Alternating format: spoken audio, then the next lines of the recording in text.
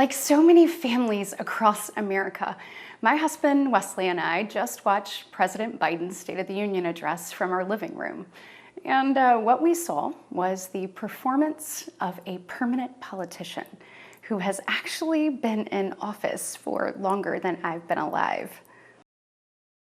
Our country can do better. And you don't have to look any further than the crisis at our southern border to see it. President Biden inherited the most secure border of all time. But minutes after taking office, he suspended all deportations, he halted construction of the border wall, and he announced a plan to give amnesty to millions. We know that President Biden didn't just create this border crisis. He invited it with 94 executive actions in his first 100 days. President Biden's border policies are a disgrace. This crisis is despicable. And the truth is, it is almost entirely preventable. Just think about Lake and Riley.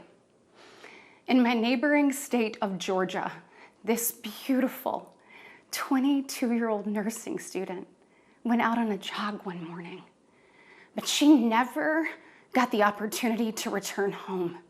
She was brutally murdered by one of the millions of illegal border crossers President Biden chose to release into our homeland.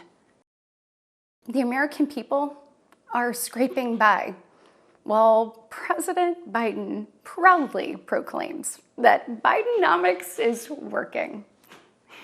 Goodness, y'all, bless his heart, we know better. We've become a nation in retreat, and the enemies of freedom, they see an opportunity. Putin's brutal aggression in Europe has put our allies on the brink. Iran's terrorist proxies have slaughtered Israeli, Jews, and American citizens.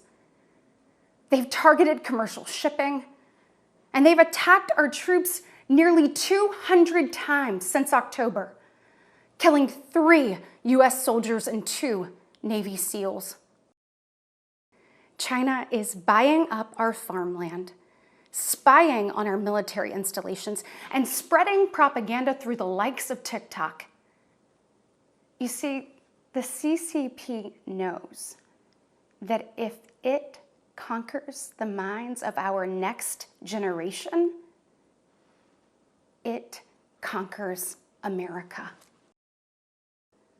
Right now, our commander-in-chief is not in command. The free world deserves better than a dithering and diminished leader. We want families to grow. It's why we strongly support continued nationwide access to in vitro fertilization. We want to help loving moms and dads bring precious life into this world.